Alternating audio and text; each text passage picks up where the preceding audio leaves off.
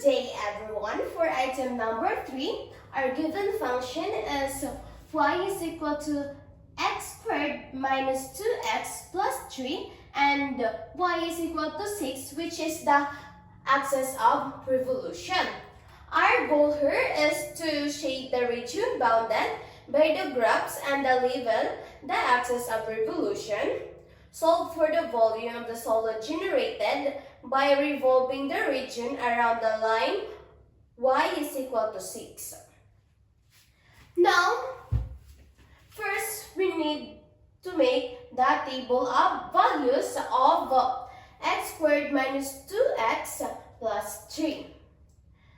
So, for the x, we let -2, -1, 0, 1, 2, 3, 4. So, the value of y, we substitute the value of x from the given. So, -2 squared minus 2 times -2 plus 3 is 11. So the rest, same process, we substitute the value of the x. So we have the -1, 6, for 0, 3, for 1, 2, for 2, 3, for positive 3, 6, and positive 4 is 11. Since we already have the value of x and y, we can now sketch the graph. So now, let's label it from the value of x and y. So, -2 and 11. -2 and 11. -2, 11.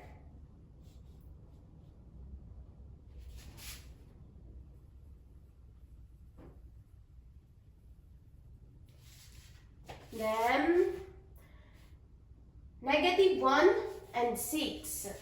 -1 and 6.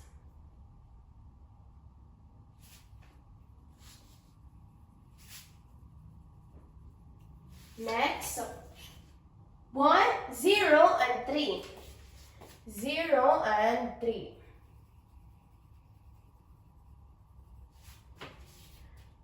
1, 2. 1, 2. 2, 3. 2, 3. Next, 3, 6. 3, 6.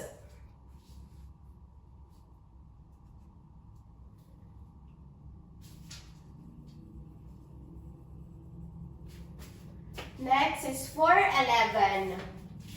4, 11.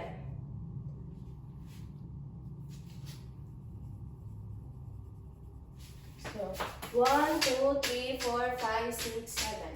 1, 2, 3, 4, 5, 6, 7.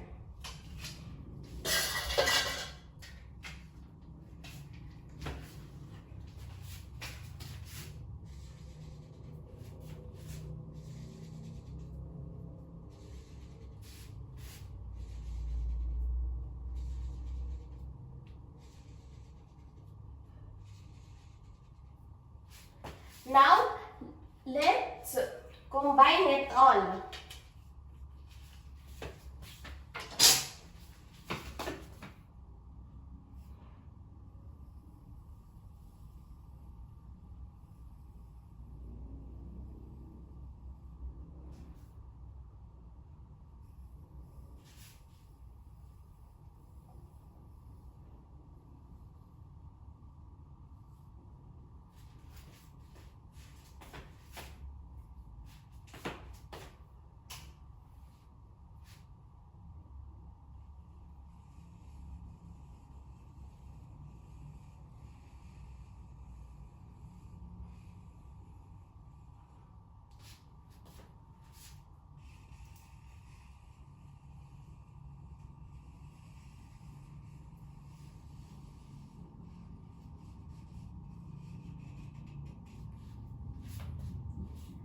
Then we have also for the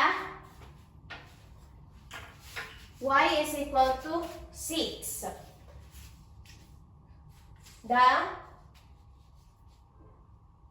We have the line 6. Line 6 in the y-axis, and the 6 in the y-axis is in r-axis of the revolution.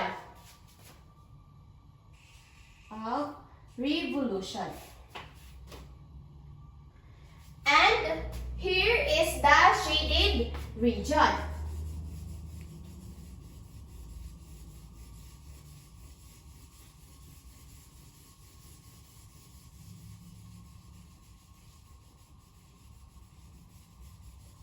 The shaded region.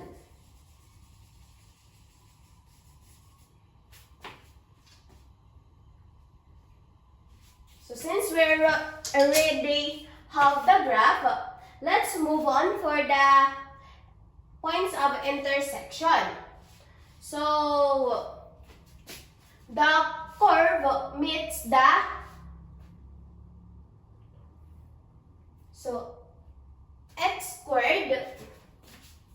x squared minus 2x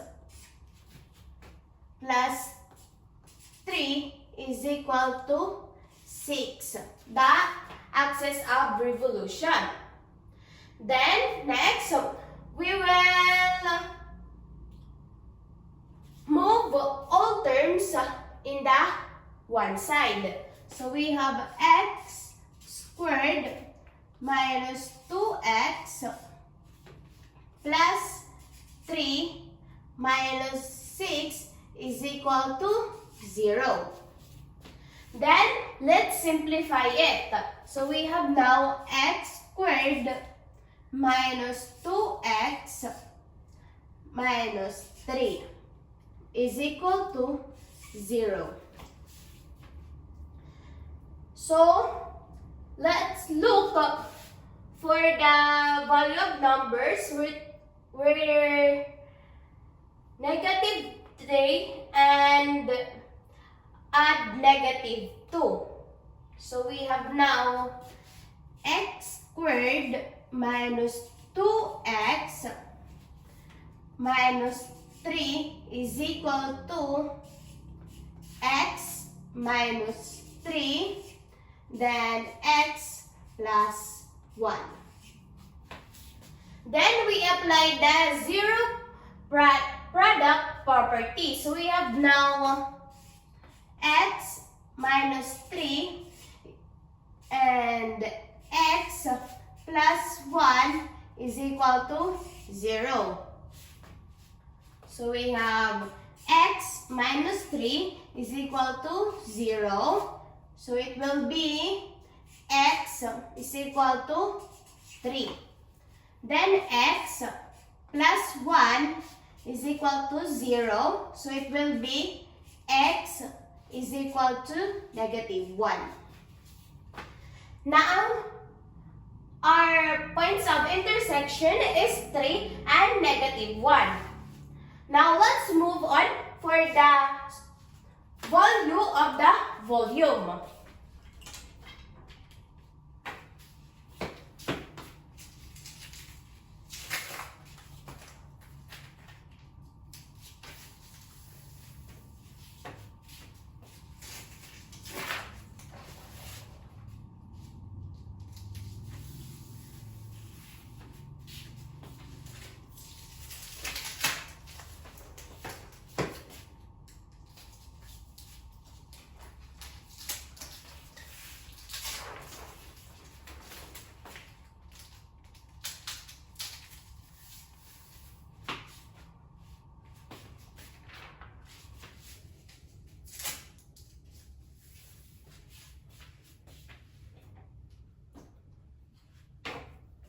So,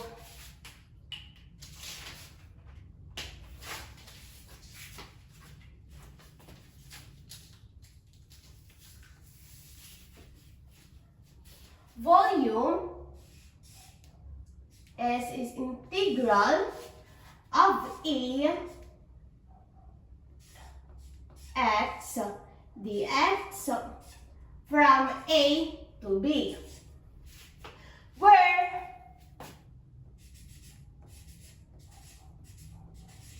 where the a of x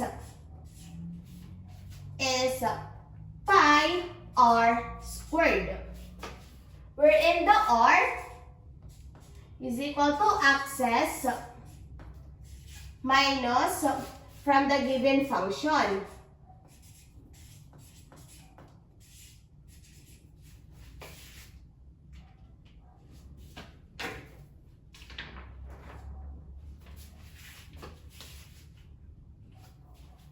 So R. So the access is 6. And the function minus the function wherein x squared minus 2x plus 3. So we will expand it using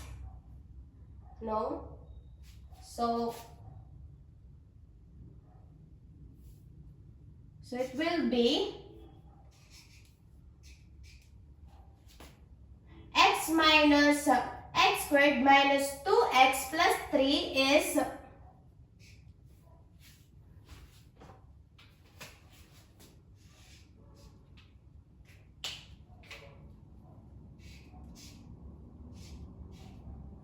negative x squared plus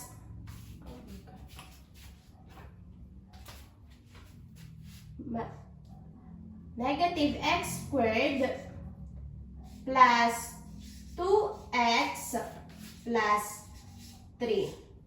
Then we will expand it using the FOIL method. So we have negative x squared plus 2x plus 3, then negative x squared plus 3 plus 3. So we will have, then let's simplify it. So we have x fourth minus 4x cube minus 2x squared plus 12x plus 9. Since we already have the value of y squared, we can already solve the volume.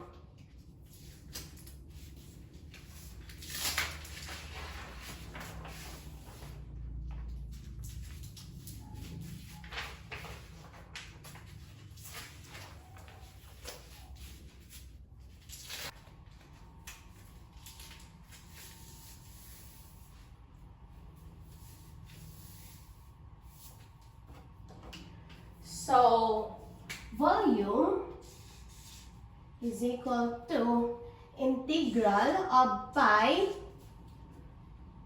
of the r squared. So, the r squared is 4x raised to 4 minus 4x cube minus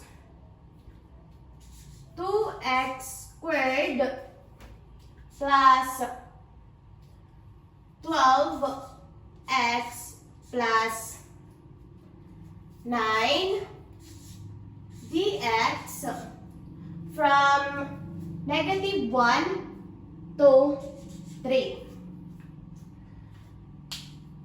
So the next process, we will use the power rule of integration. So we have now pi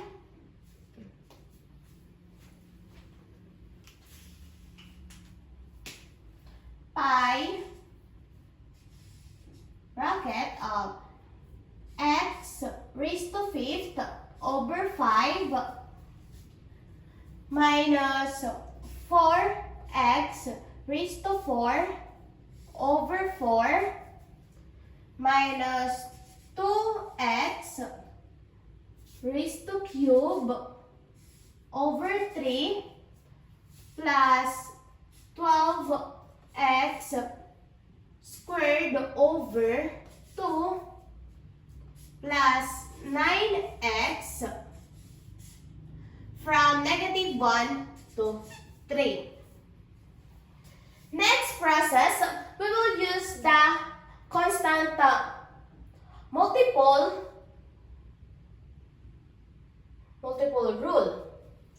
So we have now pi 1 over 5th x raised to 5 minus x raised to 4 minus 2/3 x raised to cube plus 6x raised to squared plus 9 bracket from negative 1 to 3.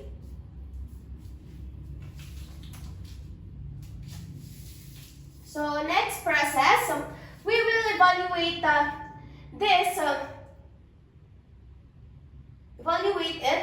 the integral from negative 1.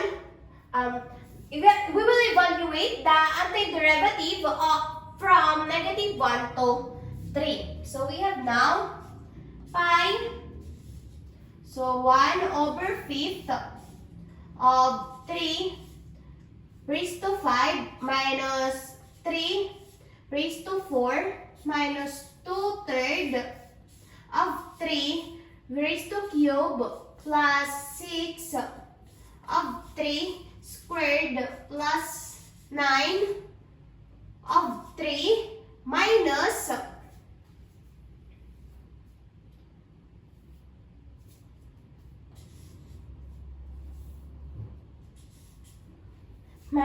1 over 5th of negative 1 raised to 5 minus negative 1 raised to 4 minus 2/3 of negative 1 cube plus 6 of 1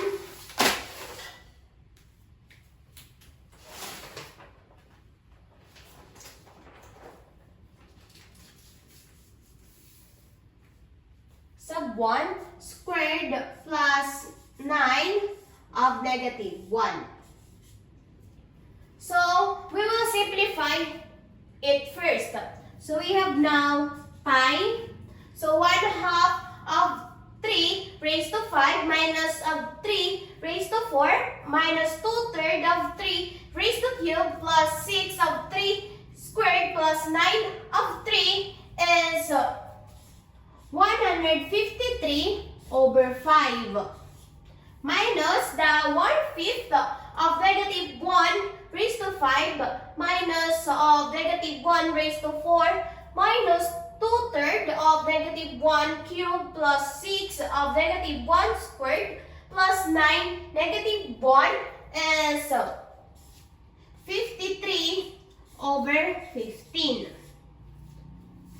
So volume is equal to pi 153 over 5 minus 53 over 15. We have 512 over 15 is equal to 512 pi over 15, approximately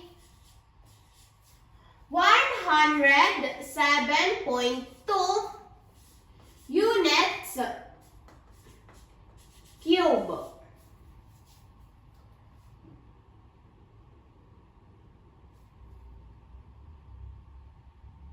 Therefore, the volume is 107.2 unit cube.